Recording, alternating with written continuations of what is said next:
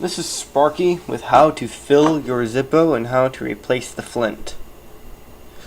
First of all, your Zippo is made up of a few basic pieces. You've got your top, got your bottom, and you've got a hinge, and you have your insert. Those are the three large pieces that are real important. I keep a spare flint in the bottom of my Zippo in case mine runs out and I'm not at home or something. But relatively don't. The way to fill your Zippo is that after you pull this out, there is a felt pad, a small hole, and a screw. Yes, that is a screw, not a flame adjustment or anything. After a while of taking, say, a headphone jack or a pen or something and stuffing it in there and pulling this felt pad up, you'll tend to be able to just reach in there and grab it yourself without anything, but that's what that hole is for. Some people have used it to hold their flint. Inside here is some cotton. Zippo likes to call it rayon because you can't really use cotton balls in here, otherwise it won't work completely right. I try to use as much original Zippo stuff as possible. For example, I have actual lighter fluid, and as soon as I need a new wick, the thing in here that holds the fire or flame, I will show you how to do that. But since this is just the lighter fluid and flint, first of all, opening this, it's just simple. It's just like a lighter fluid, as if you were at a bonfire or something, or lighting something.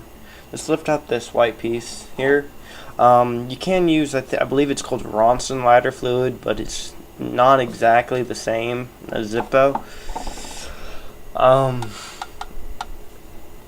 And you just pour that on there. Squeeze it. Squeeze in there until it gets it wet enough. If you do see it coming out the top, like here, that means you've had way too much. Just give it a couple shakes, get it out on your desk or something, or on the ground. It will dry out. Put that felt pad back on there. Put it in. Make sure your cam is right over your hinge. Make sure it's down like this, so that you can actually close your lid, because if this cam is up like this, you can't close your lid because it gets in the way. But there you go, now you have a full Zippo. I'm just getting rid of that excess fluid on my desk. There we go. And that was how to fill it.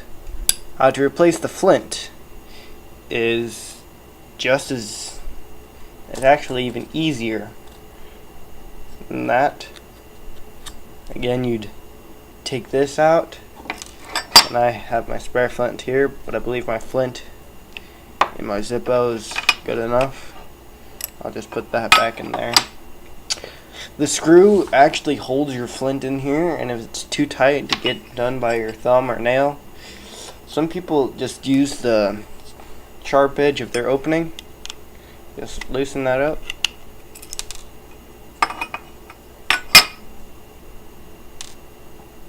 So that they can get their fingers around it. You don't really want to let this out of the path of your hand because it will shoot out. Because it's here it is up close. You got the quality is really bad up close, I guess. There's a little metal piece here. This is the pusher, and this is the spring which connects the pusher to the screw. That's what keeps the flint pushed up against the flint wheel.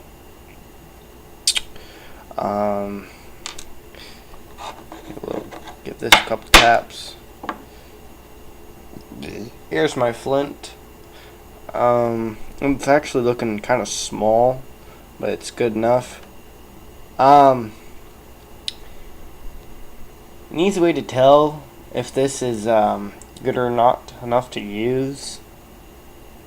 If you have a belt, or I just use a pair of nail clippers, but you can see that gap in there. You see that? If you can fit it in the gap like this, it's too small, and the flint's like this. It's not like this. Your flint will definitely be able to roll in there. But if it's like this is just a regular pair of nail clippers, not toenail clippers with a really huge gap in between it. But if you're able to slide it in there like this, so that, sorry for being over explanatory, but if you can do this, have it slide in between the teeth of there, it's too small. Mine's just barely big enough, so I'll keep using it until it pops out. Don't actually take your screw out unless you absolutely need to. Like if you can't move this flint wheel at all, then that probably means your flint has slipped in between your flint wheel and the pusher casing. I call it a plunger because it plunges through, but whatever. But if your that flint gets stuck in between here, undo the screw and try to wiggle it back down and out. And then you'll want to take a pipe cleaner or something to make sure it's out. Then you'll take your new flint, put it in that hole. You'll take your plunger and shove it back in there. Push down on it. Screw it in. Now, not all the time will it be able to be flush with this. Like if I screw this in all the way,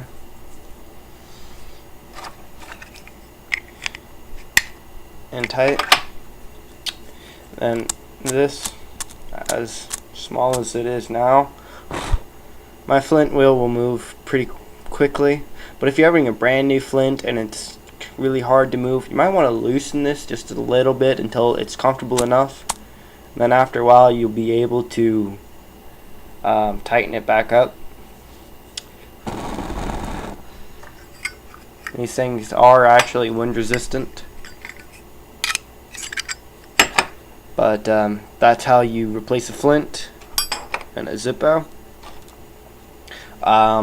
You can get Zippos from Zippo.com for not too much. I think you can get a pack of 10 for like $2.99 or something. I haven't looked at Zippo.com in a while, but all pure Zippo factory flints are gold, and I just usually take the flints out of old Bics and old regular lighters. So yeah, I actually lost my first Zippo in this because I took that screw out when I first got it and I lost the flint in my friend's car. But this has been how to fill in your Zippo with lighter fluid and how to replace a flint. Sparky's out. Be safe. Have fun. Don't light anything on fire that's not supposed to be.